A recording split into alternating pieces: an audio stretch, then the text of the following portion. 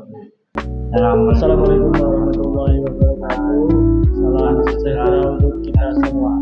Perkenalkan, nama saya Maruf Dan saya Muhammad Ivan. Kami dari program di Institut Informasi Universitas Nahdlatul Ulama Sunan Giri Bojonegoro. Gunung Giri dikenal sebagai kampus teknologi inovatif yang berkomitmen melahirkan generasi unggul bidang big data, artificial intelligence, internet of things, dan digital innovation. Dalam kesempatan kali ini kami akan mempresentasikan proyek ujian tengah semester untuk mata kuliah Manajemen Proses Bisnis yang dibimbing oleh Bapak Guru Putro Dirgantoro MKOM MM. Video ini menampilkan hasil observasi kami terhadap sebuah bidang pendidikan dan kampus yang kami analisis menggunakan pendekatan bisnis, proses, model, and actual, yakni BPMN.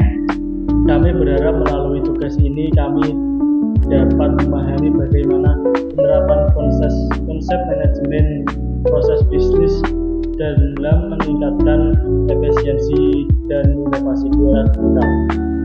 Selamat menyaksikan presentasi dari kami. Apa sih yang dimaksud dengan bimbingan akademik?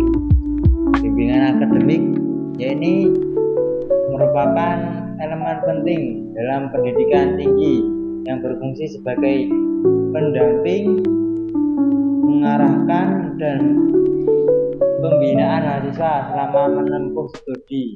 Melalui bimbingan, mahasiswa dapat berdiskusi mengenai perkembangan akademik, memahami materi kuliah secara lebih dalam, serta memperoleh strategi belajar yang efektif. Dosen pembimbing berperan memberikan pandangan dan nasihat agar mahasiswa dapat merencanakan studi dengan lebih terarah dan tanggung jawab. Dalam sistem pendidikan tinggi, bimbingan akademik merupakan kegiatan rutin antara mahasiswa dan dosen pembimbing akademik atau DPA untuk memastikan mahasiswa menjalani perkuliahan secara terarah, efisien, dan sesuai dengan ketentuan akademik. Namun, di banyak kampus, proses bimbingan ini masih dilakukan secara manual, misalnya menggunakan buku bimbingan fisik, penjadwalan melalui pesan pribadi, dan pencatatan hasil bimbingan secara tertulis. Kondisi ini menimbulkan beberapa masalah seperti 1. Ketidakteraturannya jadwal bimbingan, 2. Kurangnya bukti dokumentasi yang lengkap, 3. Proses administrasi akhir yang lambat karena pemeriksaan manual. Oleh karena itu, kegiatan ini diangkat sebagai studi kasus untuk dibuat model BPMN agar alur kerjanya dapat digambarkan dengan jelas, efisien, dan terdokumentasi dengan baik. Observasi ini dilakukan untuk memahami secara langsung bagaimana kegiatan bimbingan akademik berlangsung di lapangan. Tujuan BPMN yang dibuat sesuai dengan kenyataan atau real proses, bukan hanya berdasarkan teori. Dalam studi kami menggunakan metode observasi kualitatif dan dokuminatif, yaitu peneliti atau mahasiswa menyusun laporan, mengamati secara langsung proses bimbingan yang mencatat seluruh aktivitas yang terjadi. Ya, ini ada 3 langkah atau ya 3 langkah. Yang pertama, identifikasi lokasi atau pelaku. Yang kedua, lokasi ruang dosen atau sistem akademik di kampus. Yang ketiga, yaitu pelaku utama, yaitu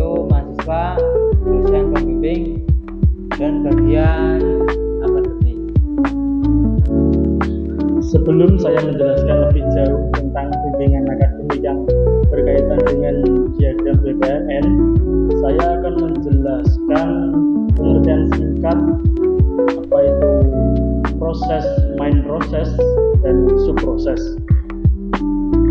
Main proses atau proses adalah rangkaian kegiatan utama dari awal sampai akhir untuk mencapai tujuan besar, dalam hal ini selesainya bimbingan akademik. Biasanya ditampilkan di diagram PPNN utama. Di dalamnya bisa berisi teks, gateway, dan subproses. Menentukan alur utama main proses bimbingan akademik. Sedangkan subproses adalah bagian dari proses yang utama yang terdiri dari beberapa langkah yang lebih rinci dan berhubungan langsung. Subproses digunakan untuk menyederhanakan diagram tidak terlalu padat.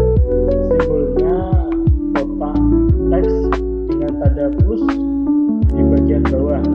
Bisa dibuka untuk melihat proses detail di dalamnya. Menyusun subproses seperti pembuatan buku, pengajuan jadwal, pelaksanaan bimbingan akademik, dan pemeriksaan akademik. Saya akan menjabarkan sedikit tentang diagram PPMN, proses bimbingan akademik dengan dosen pembimbing. Diagram tersebut dibuat untuk proses bimbingan akademik bertujuan menggambarkan seluruh tahapan kegiatan yang dilakukan oleh mahasiswa, dosen pembimbing, dan bagian akademik secara visual dan struktur. Model ini menunjukkan alur komunikasi, pengambilan keputusan, serta dokumen yang terlibat dalam proses bimbingan melalui dari pembuatan buku hingga menyerahkan hasil akhir. Ini ada 3 bagian simlen, yaitu mahasiswa, dosen pembimbing akademik atau DPA. Yang ketiga, bagian akademik atau tata usaha. Setiap slide menggambarkan peran dan aktivitas yang dilakukan oleh masing-masing aktor dalam alur proses. Nah, di sini saya akan menjelaskan langkah-langkah diagram PPMN dari proses bimbingan akademik antara dosen wali dan mahasiswa. Nah, di sini terdapat tiga pool. Nah, yang pertama mahasiswa, bagian akademik, dosen pembimbing, dan bagian akademik. Langsung saja ke langkah pertama, yaitu start. Kemudian mahasiswa membuat atau mengisi bimbingan, kemudian mahasiswa mengajukan jadwal bimbingan. Lanjut ke bagian pool dosen pembimbing. Dosen pembimbing melakukan pengecekan ketersediaan waktu. Kemudian dosen pembimbing menyetujui atau bisa menolak jadwalan, kemudian kembali kepada mahasiswa. Nah, jadwal disetujui. Nah, ini ada 2 opsi, bisa ya atau tidak. Kalau tidak, kembali lagi ke ajukan jadwal, yaitu penjadwalan ulang. Ya, lanjut ke bagian menyiapkan materi. Kemudian mahasiswa mengikuti bimbingan, kembali lagi ke bagian dosen pembimbing, yaitu dosen pembimbing melakukan diskusi dan memberi arahan kepada mahasiswa. Kemudian dosen pembimbing menandatangani buku bimbingan akademik mahasiswa. Kemudian kembali ke bagian mahasiswa, yaitu revisi atau tindak lanjut. Kemudian ke bagian mahasiswa, yaitu bimbingan selesai. Nah, di sini apabila bimbingan belum selesai, mahasiswa kembali lagi ke ajukan jadwal atau penjadwalan ulang. Dan apabila selesai, mahasiswa menyerahkan buku bimbingan akademik ke bagian akademik. Nah, bagian akademik di sini. Nah, ini terus bagian akademik akademik menerima buku bimbingan akademik, terus bagian akademik mengecek kelengkapan tanda tangan dan catatan mahasiswa. Kemudian bagian akademik mendokumentasi dan mensupport.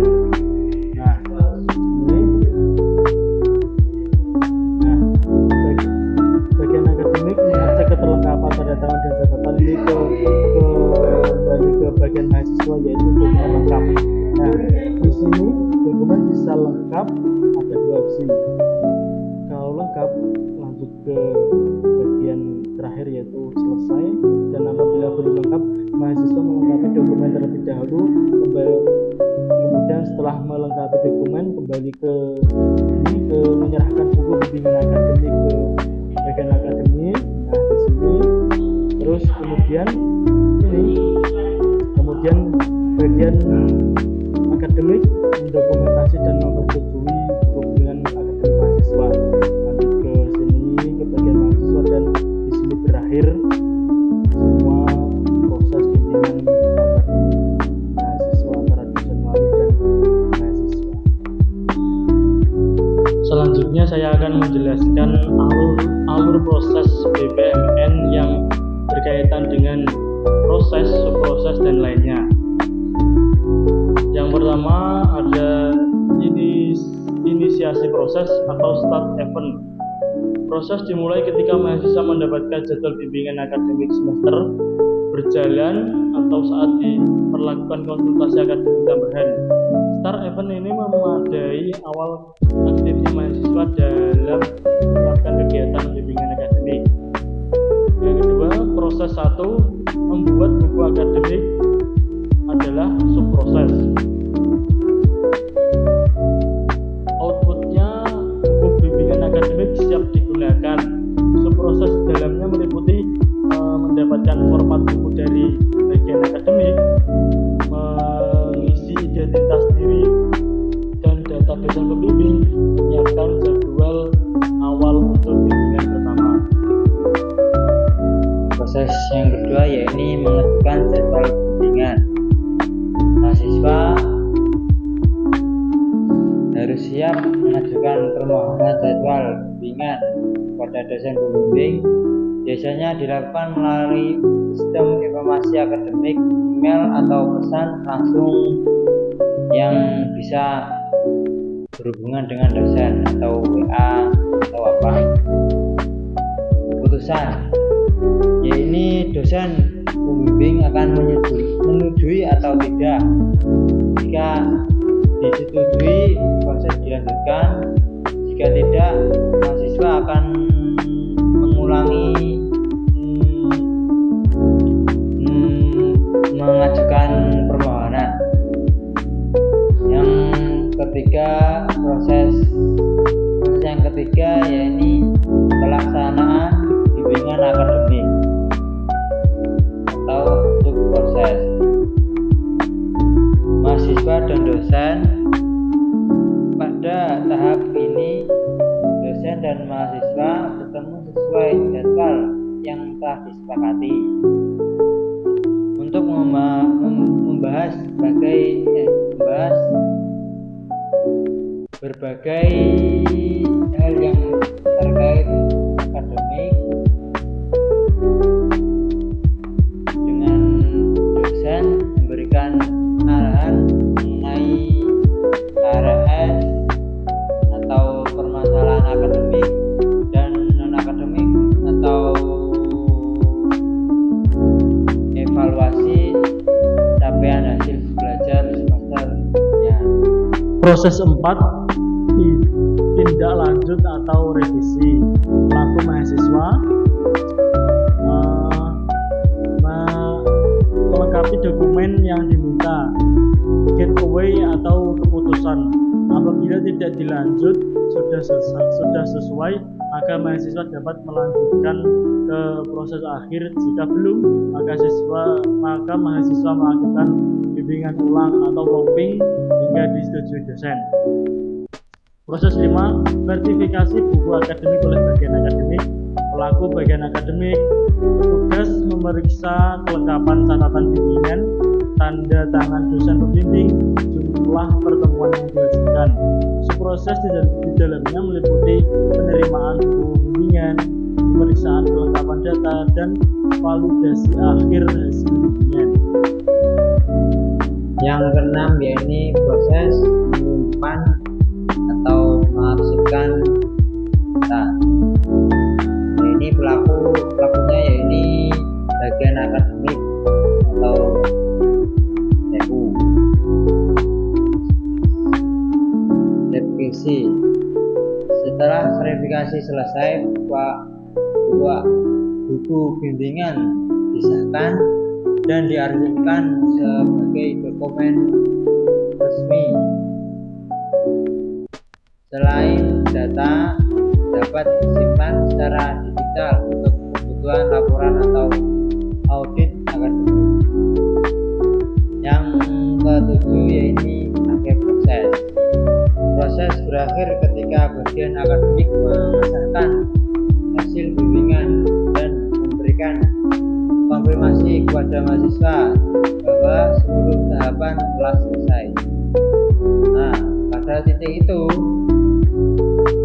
mahasiswa dinyatakan telah memenuhi syarat atau kewajiban bimbingan akademik semester tersebut.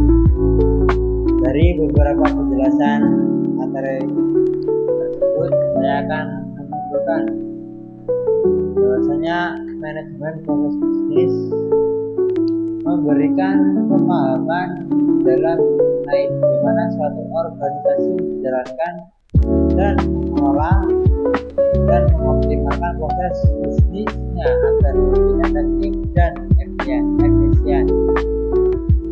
Melalui pembelajaran ini, mahasiswa memahami bahwa setiap aktivitas dalam organisasi harus memiliki atur kerja yang jelas dan struktur dapat dievaluasi secara berkelanjutan. Selain itu, penerapan BPM tidak harus fokus pada efisiensi teknis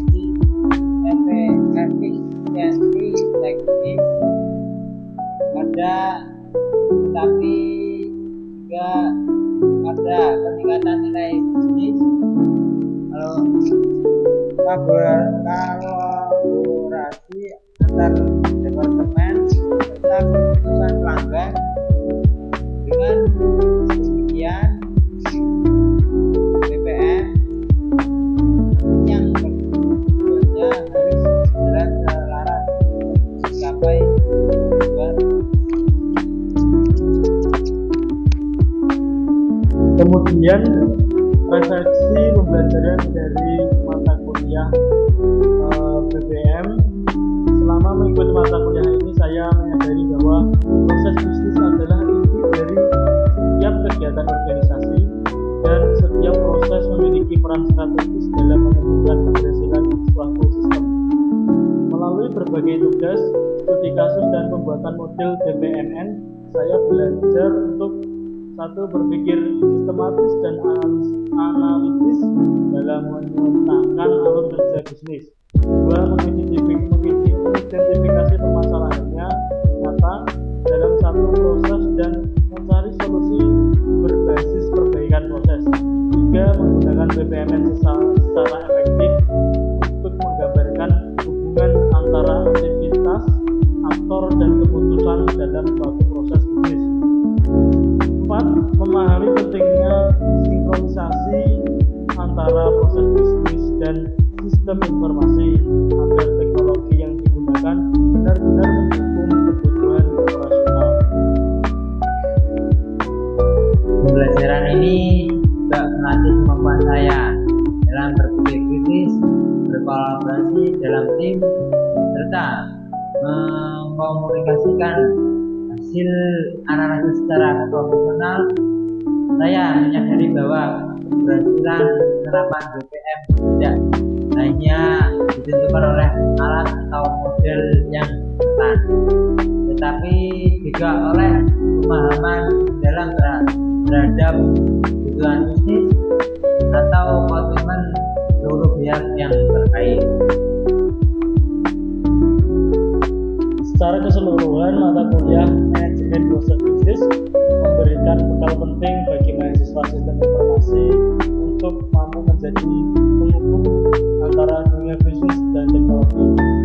Dengan memahami dan menerapkan prinsip-prinsip BPM, saya merasa lebih siap menghadapi tantangan dalam perencanaan sistem, analisis proses organisasi, dan pengembangan solusi digital yang berorientasi pada efisiensi serta nilai tambah bagi organisasi. Demikian presentasi dari saya. Apabila ada penjelasan yang kurang jelas, kami mohon